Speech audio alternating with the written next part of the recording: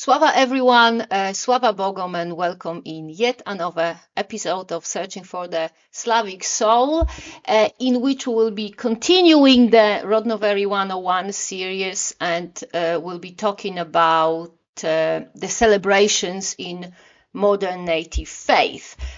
Last time we talked about the basic 4 celebrations which were based on the solar cycle.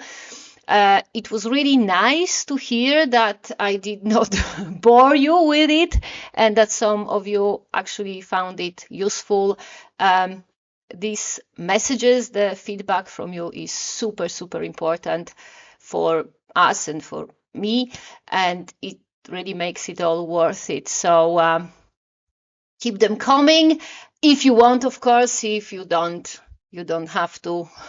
Obviously, because it's a free country, and hopefully it will stay this way.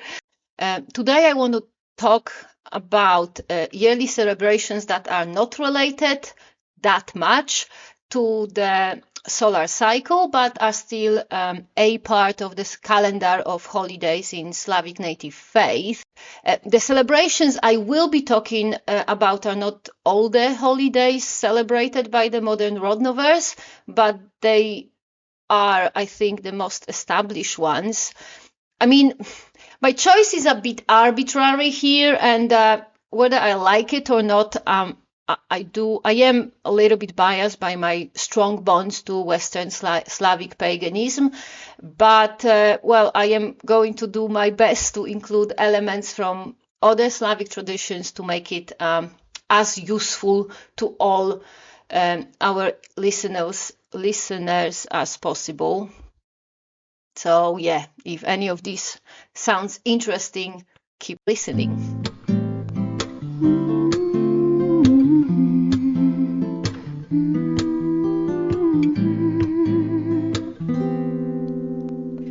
So, a part of the 4 main celebrations, the celebrations of 2 solstices and 2 equinoxes, Slavic native faith has many other regular yearly celebrations that follow the natural cycle of the seasons and the changes in nature. These holidays are not consistent throughout all the Slavic traditions, as consistent as the main 4 ones are, but there's still enough consistency to be able to talk about it in the context of Slavic tradition without having to split the hair into 4, or in this case into 3, so in the West, East and South Slavic tradition. The celebration I want to start with today is a celebration that is particularly close to my heart, because it is one that's been literally brought back to life by a group of Polish Rodnovers who did an absolutely amazing, really mind-blowing job on reconstruction of this celebration. The celebration is called Stado, which in modern Polish means a herd, like a herd of cattle or horses. We don't actually know whether the original celebration of Stado was called that, or if it was called something else, and there is an ongoing debate with regards to that. Some historians think that Jan Długosz, the chronicle who recorded the name of this celebration in the year 1450 something, that he borrowed the name of the celebration from German language, and something that Długosz, the chronicle, that he recorded the name accurately, so with no borrowings. I have to admit I'm not good enough in these sort of topics to be able to have an opinion about it, so I'm just going to say the reconstructed celebration is called Stado, because this is how its name was written by the 15th century chronicle. We don't exactly know what was the original meaning of this name, but given similarity to the modern Polish word stado, it could mean the gathering of people, because this is what a herd, so in Polish, stado is. It's a gathering of living beings like, oxen, horses, or people. The way the Stado celebration was reconstructed is pretty awesome. The people who were involved in reconstruction, they took proper multidisciplinary approach. They looked into chronicles, which mention an important pagan celebration that took place in the spring. The chronicles also mentioned that during this celebration, dancing with swords took place, and that the names of we think deities, depending on the chronicles, the names were Lado, Yasa, Leli, Nia, or Tia, and all these names were mentioned. And then the people who were reconstructing this celebration, they looked into Slavic folklore, and they found a lot of these elements, these three elements. So the spring celebration, dancing with the swords, and calling out the names mentioned by the chronicles. So the reconstructors, they found a lot of these elements present in Slavic folklore, including the most famous tradition, which is actually currently written on the UNESCO list of intangible cultural heritage, which is the spring procession of Lielie Kralice, which takes place every year in a village of Goriani in Croatia. And after that, the reconstructors, they looked at even more historical data, both modern and medieval, as well as anthropological data, and actually connected, without a doubt, people in Croatia with people who live in Małopolska, a region in Poland. So they proved recent cultural connection between people in Poland and people in Croatia, in order to be able to say, listen, there is a lot of similarities between folklore in Poland and folklore in Croatia. It could have developed independently, but we can prove that it has not. We can prove that these traditions have the same roots. And this is just so amazing. I don't even have words to describe it. This is really how a reconstruction of Slavic native faith should look. It should be based on historical facts, on solid evidence, on multidisciplinary research, and just bloody science, which, by the way, all this research, the data on which the reconstruction was done, it's all published on the internet. All the sources are documents, they are there for everyone to see. So it can even be peer reviewed if anyone wants to kind of, look into it in a critical way. So there's nothing mysterious here. Nothing is, because I think so, or because, I don't know, I took shrooms, had a vision, and this is what I saw. The people who reconstructed the Stado celebrations, they have enough scientific approach to actually say, listen, we don't know what's the meaning of this celebration. We can tell you how it looked. We can tell you when it took place. We can tell you the names of deities or gods that were called out. But as far as the meaning goes, we can only guess. And I just love this discipline of thinking, the separating from what you know and from what you think or suspect. This is really how it should be done, people. Anyway, the Stado celebration is one of the celebrations that's outside of the solar cycle, but happens every year in the Western and Southern Slavic tradition. The Eastern Slavic tradition has a celebration that is called Rusalia, and which has some elements of the Stado celebration, but not all elements, and it also seemed to have more to do with Rusałki, which are Slavic demons that develop after the death of a young unmarried girl, obviously after this girl doesn't receive a proper burial. In both Stado and Rusalia, there is focus on mostly unmarried girls, but sometimes there are married women too.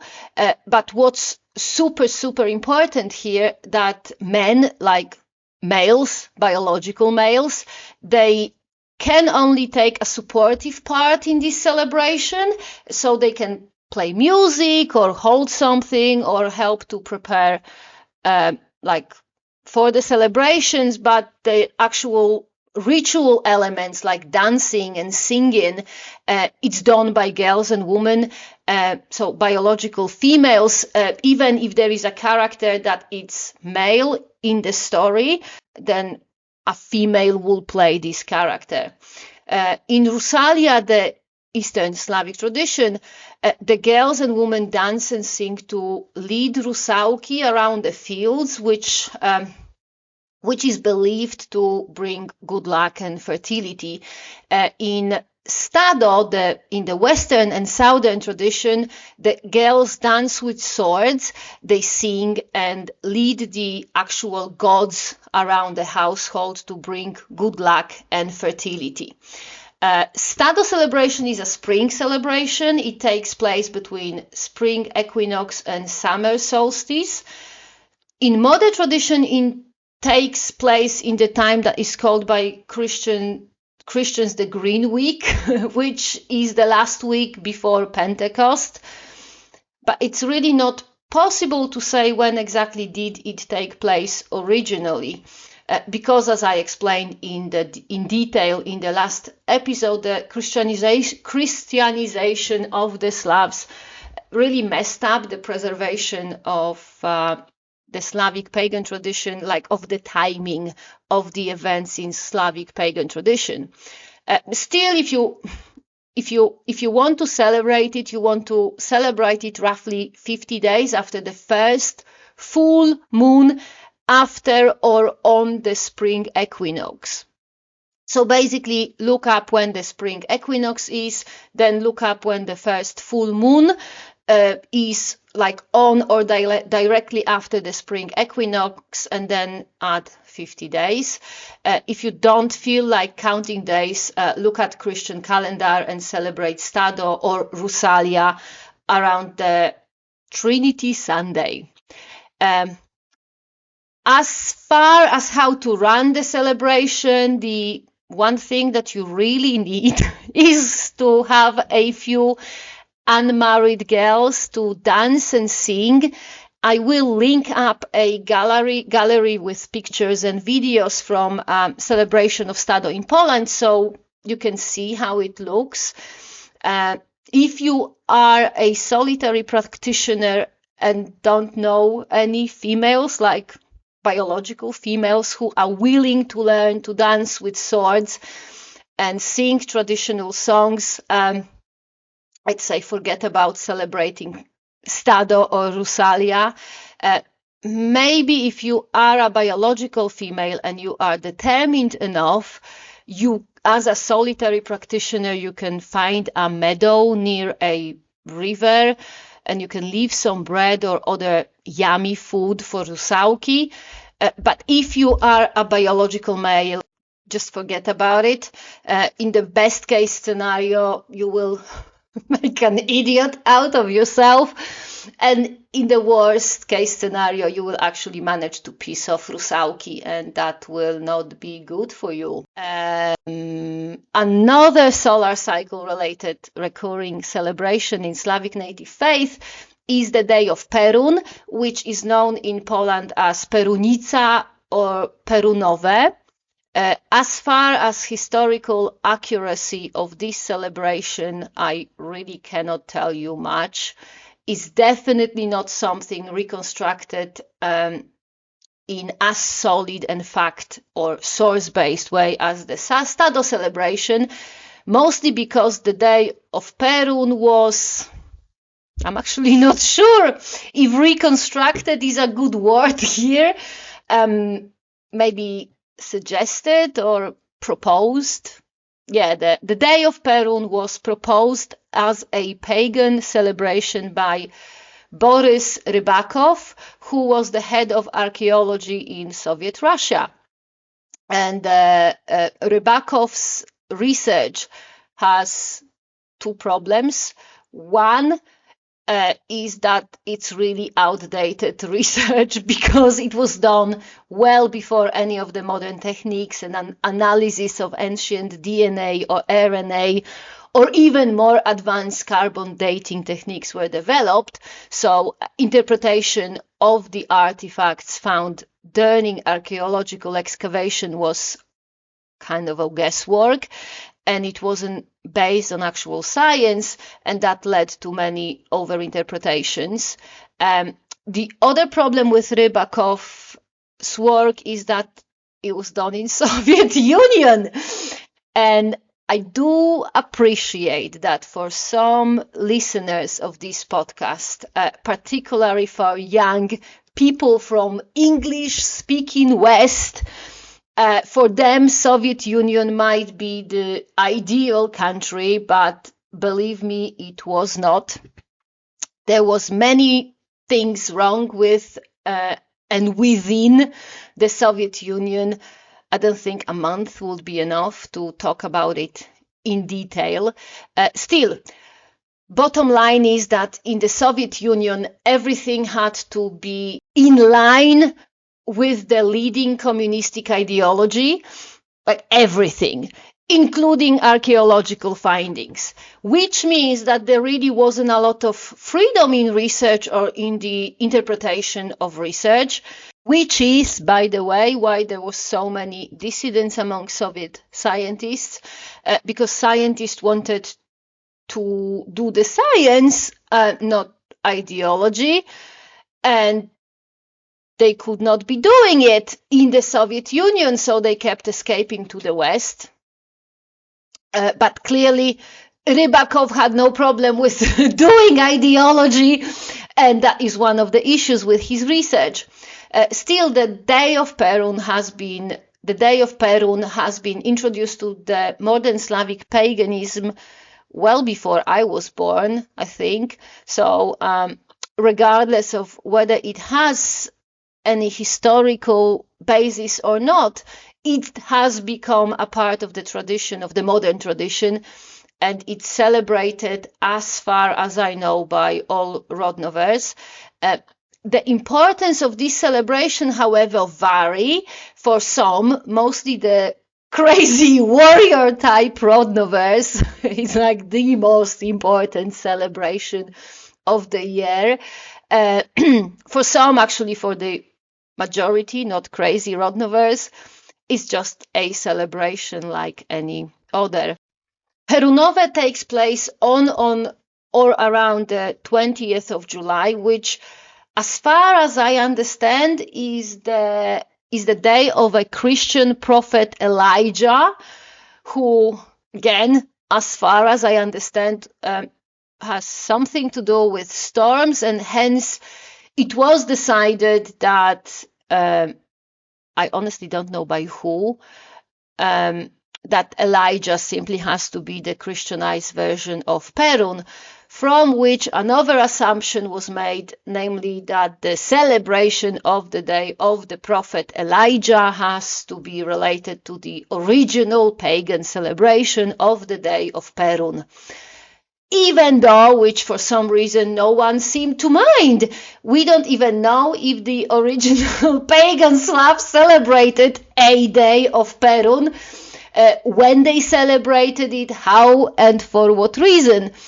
To be perfectly honest, it's not even certain that Perun was actually a Slavic god, because he could easily be Slavicized version of the Norse god Thor.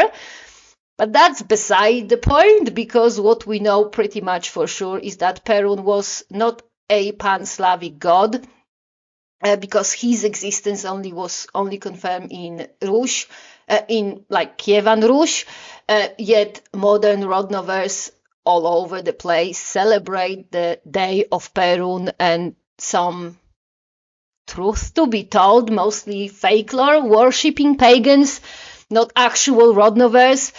They claim that Perun is the supreme god of the Slavs. Anyway, the day of Perun is celebrated on or around the 20th of July. It is seen as a male, like biological male-focused celebration. The elements that are typical for the celebration of Perunica, so the day of Perun, are all sorts of games, like sport-related games. So we have wrestling, archery, throwing axes or javelins. We have running and stuff like that. Generally speaking, is about showing masculine strength and skills. And important part of Perunove is praying to Perun to stop any storms, because as you might or might not know, around the end of July, in the climate of Northern and Central Europe, where our ancestors lived, the end of July is when the harvest starts, and you really don't want to have any storms in this time, because it can seriously damage the harvest. If you are a solitary female practitioner, Rodnovery practitioner, my advice would be not to celebrate the day of Perun. As with Stado and male practitioners of Slavic native faith, best case scenario, you will make an idiot out of yourself. Worst case scenario, you will seriously piss off Perun, and that is not good for anyone. If you are a solitary male practitioner, I'd say go in the field, do some presentation of male strength, like throwing stuff or hitting stuff or something. With regards to decorating the altar or preparing for the ritual, it is worth incorporating oak, like branches or leaves or acorns, because it's all traditionally related to the Slavic storm ruling god. In, I think, majority of modern Rodnovery groups, a month after Perunove, so after the day of Perun, the day of Mokosz is celebrated. In Poland, it's called Mokoszowe, and it's celebrated on or around the 15th of August, on the very same day when Christians celebrate the Assumption of Holy Mary. The date of this holiday is absolutely not a coincidence. It's pretty much agreed among the scholars studying Slavic paganism that the cult related to Holy Mary was originally related to the cult of Mother Nature goddess, so the goddess that gives life, is the earth, and kind of gives birth to harvest like a woman would give birth to her child. Obviously, Mokosz is considered to be such goddess. If you look into the content of the internet, which is mostly folklore, you would think that Mokosz is like a pan-Slavic goddess, but, well, she is not. She's relatively well documented in the East Slavic tradition. At a push, you can find some indication that she could have been known to Western Slavs, but among the Southern Slavs, as far as I know, she's just not there. There is some indication that the modern nature type goddess among Southern Slavs was Perperuna, but I don't know the topic well enough to give you more information about it. And If you've been listening to this podcast, you must probably already know that I'm generally not very much into calling Slavic gods by name or worshipping them too much. I personally think that the obsession with gods, it's a very Judeo-Christian thing. And from what I am seeing, quite a lot of self-identifying pagans, not only Slavic pagans, but all pagans, modern pagans, they basically don't really change religion. They just change the names of worshipped gods. So in Christianity, you will have the Holy Trinity and Holy Mary and some other important saints on top of it, or like on the side. And all of them are worshipped with piety, a lot of submission and guilt. Like pretty much everything in life of a Christian is restricted or limited, or is just a straightforward sin. And a lot of modern pagans, they come from this guilt-tripping, submissive Judeo-Christian background. They just exchange the Holy Trinity and the Virgin Mary with some names of some pagan gods taken from the internet, and voila, they become pagans. And that's not really the point, is it? In my opinion, and also in my practice, focusing on worship of gods takes away from the core of the Slavic tradition, which is the way of, the Slavic way of thinking, reasoning, and interacting with the world. I do not prioritize worship of gods. Actually, if I can, I do not worship gods. I do not pray to gods. And the only time I have anything to do with Slavic gods is during the rituals where the žerca is the one doing the praying. And I am only there to shout Slava. In the few rituals I perform myself, I've never really called out the names of the gods. I referred to the Slavic gods in a descriptive way. So the gods of my ancestors, or the Slavic gods, or the gods of the sky, etc. In my practice, I focus on acting in a way my ancestors acted, on trying to reconstruct their ways. So, for example, I am hospitable, I focus on my family and my community, I aim to contribute to building a good, abundant, wealthy and meaningful life for myself, for my family and my community. If something bad happens in my life, I don't blame it on God's will, the government, Putin's politic, or, this bad and mean them. I look at the bad things that happen to me as a demon attack or demon infestation or evidence of my Dola being displeased, and I just try to deal with it as well as prevent it from happening in the future. With regards to Slavic gods, I just really don't think that enough has been preserved to have any meaningful and valid opinion. I mean, if you've been listening to the podcast, you must have noticed that pretty much every time I talk about the names of gods or domain of gods, every time I get into the details, it's all, it's believed or it's been reconstructed or it's been deducted, suspected, supposed, and it's all one big question mark, really. But what it is not a question mark is the veneration of the ancestors. That is super important in Slavic paganism. The most important celebration related to veneration of the ancestors in modern days, most commonly is called Dziady, but it's really a Western Slavic term. In Eastern Slavic tradition, the name Radonica is used, but it is, as far as I know, specific to the spring celebration of ancestral veneration.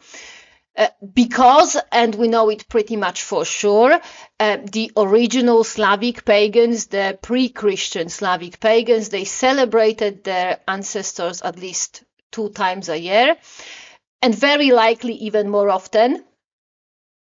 Nowadays, in most Rodnovery communities, the ancestors are formally, like, in communal ritual. They celebrate it twice a year, with the biggest celebration in Western tradition being Dziady in November, and the biggest celebration in the Eastern tradition being Radonica, celebrated in the spring just after Christian Easter. As far as timing, it's a bit loose.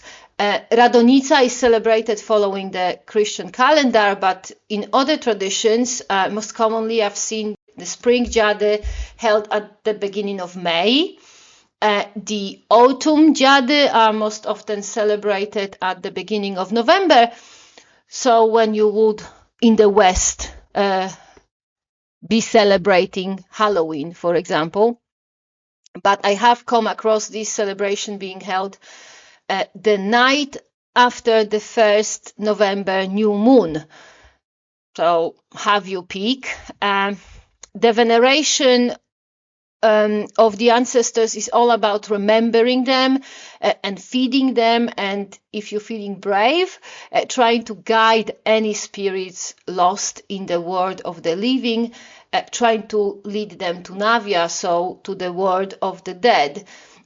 Because we are feeding our ancestors, we have to have a feast, and during this feast we have to have lots of fun, but we also have to share the food, the drinks, and the fun with the ancestors. This sort of approach is very well preserved in the traditions of Ukraine, where the feast for the ancestors are literally taking place in cemeteries, on the graves. It's a very joyful event, so there is singing, dancing, eating, drinking, like really a proper party going on. Drinks are poured on the graves. Food is put aside for the ancestors too. The food tends to be of special kind. It's made from honey, from something that in Polish is called kasha, which is made of edible seeds that are stripped of the external shell.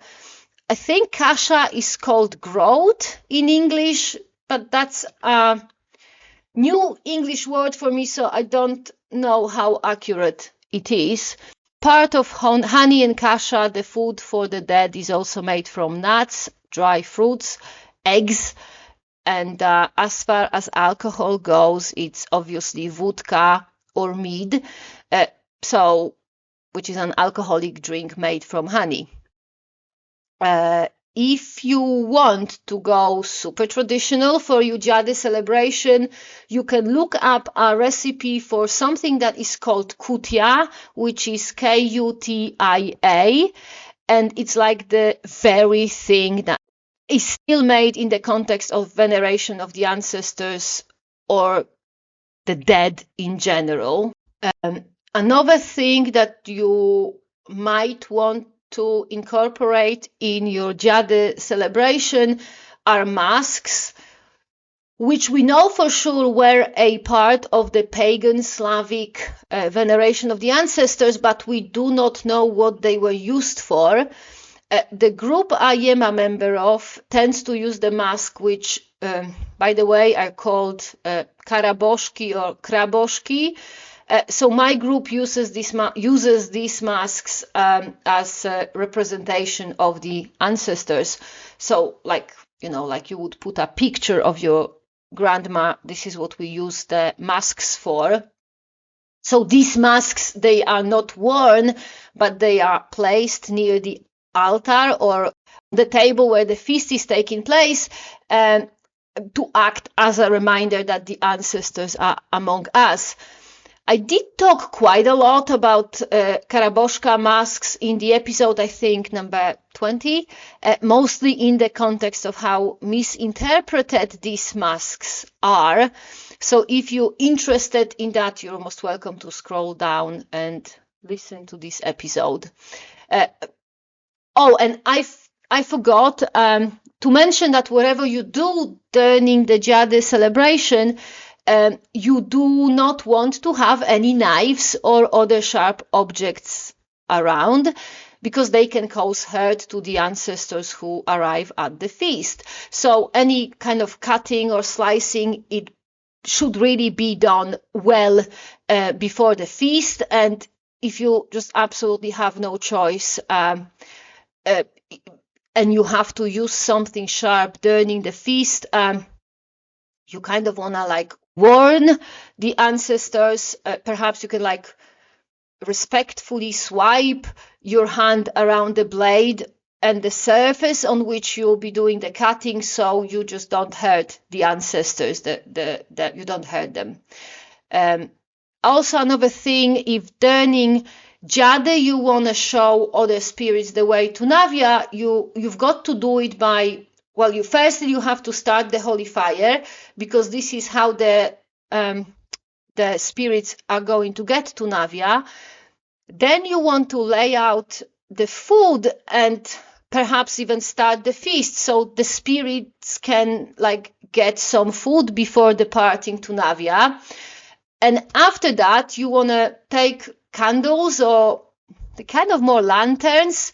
In Polish, they called znicze. In English, I think they called like memorial grave candles or something like that. They're more like lanterns. You want to take these lights to a crossroad, and you just start calling the spirits like on these crossroads, and you kind of, call to them so they follow you. And yeah, you kind of tell them that there is food, and and you're going to help them find their way to Navia. When you're calling out to the spirits, you want to be respectful. You don't want to like scream at them or order them around. If you are determined to wear your Karaboszka mask, that might be the time. So, leading the spirits to Navia, especially on the crossroads, that might be the time to put the mask on. But it's just a guess. It's just my opinion, if you will. The last celebration I want to talk about today is the day of Veles. In Polish, it's called Velesowe. This holiday is celebrated in February, and the date is directly related to the day of Saint Blaise, a Christian saint who is seen as the patron of cattle, and because why not? The diseases of the throat. Because of the cattle attribute of Saint Blaise, not because of the throat, but because of the cattle. Of course, Saint Blaise was interpreted as Christian version of Veles, and because this interpretation happened a while ago, I think like at the end of the 20th century, nowadays it just became a part of Rodnovery tradition. Again, there's no way to say whether Veles was actually celebrated among the whole Slavdom, because he is known as the part of the Vladimir pantheon, so, Kievan Rus, so that's the East Slavic tradition. The evidence of Veles in other part of Slavdom, they are weak at best. But again, if you want to celebrate Velesowe, it's not a mistake per se, mostly because absence of evidence is not evidence of absence. So that's one. And two, by now it's became a solid part of modern Rodnovery tradition, and it really would be hard to argue with that. I mean, I could argue with that, but what's the point? I do argue a lot, but I argue mostly about things that completely make no sense, like Kupała being the celebration for virgins, or Żercas, so Slavic pagan priest, expecting the Rodnovers to abandon their material possessions and become peace poor, or argue a lot with, like, I don't know, ancient Slavic gymnastic, because these things are just completely stupid and there is no place for them in modern Rodnovery movement. But there isn't really that much stupid things in the celebration of Welesove, and hence I said that it would be hard to argue with it, argue using factual arguments, not arguments of like, oh, I don't like it sort. Anyway, as far as the elements of the ritual of Welesove, it's pretty much taken straight out of the rituals of Sand Blaze Day, which for me is quite funny, because the Sand Blaze Day in folklore, it's all about the cattle. So you have modern Rodnovers who, let's say it as it is, mostly live in the cities and have zero to do with cattle husbandry, but hey ho, if praying for the well-being of cattle makes a city dweller happy, who am I to take it away from them? It's the same story like with praying for the fertility of the land and then going home to eat organic strawberries from Spain. To me, it's a bit bigoted, but it's only my opinion, which I expressed in detail in the first 3 episodes of Searching for the Slavic Soul, so you're most welcome to listen to my rants there. Still, Welesove is about praying for the health of cattle. The sacrifice typically is milk and or butter, which at this stage will get no comments from me, because I'll be repeating myself for the nth time. There is obviously a feast during which no cattle meat is eaten, actually, and also quite often there are some like wrestling competition. If you look at Slavic folklore, which is obviously heavily Christianized, February is also a month where something that is called Gromnice is celebrated. The most important part of Gromnice are like big ass candles, which are called Gromnice. Obviously, such candles were not known to our early medieval Slavs. If they used any candles, they were much smaller, because wax from which the candles are made, it was super hard to get by and much more useful in other aspects of our ancestors' lives, like, for example, in making fabric water resistant. Still, it is possible that they used some sort of fire, like torches, for example, to do some sort of religious ritual around the time Gromnice are celebrated currently. In folklore, you can find Gromnice-related traditions. Some of them are a little bit more pagan, so you will find that Gromnice, so the big-ass candles, they are used throughout the year to protect households against being hit by a lightning, or that children's hair are burned using these candles, and that's supposed to protect the children from being scared of lightning, or also sometimes from being scared of wolves. Because hair have a lot to do with Veles, for those of you who don't know, the name Veles or Volos, it's more likely derived from the Proto-Slavic root Vos, which means hair. So that's kind of the connection between Veles and hair. And, also because of the closeness of Gromnice, which are celebrated on the 2nd of February, and the day of Saint Blaise, which, depending on the tradition, is celebrated like on either the 11th or the 21st of February.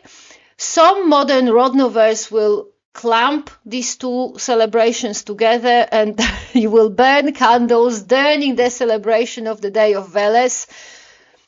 I have to admit I'm quite doubtful about it, because the whole thing doesn't really stand on solid research, but more on a very loose associations.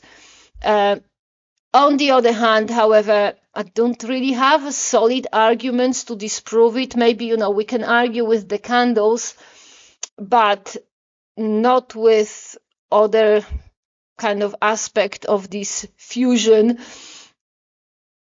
So I don't know, it's possible that I don't have these arguments yet. So if I ever have any more thoughts on it, I will definitely let you know.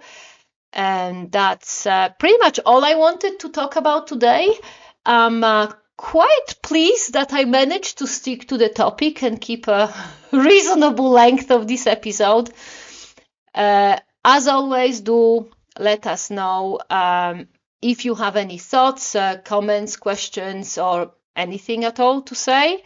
You can contact us pretty much through all the mainstream social media like Facebook, Instagram, and recently Twitter, which I really have to start updating, but I just keep forgetting, mostly due to the annoying limitation on the characters, because as you most probably have noticed, I do like to talk a lot.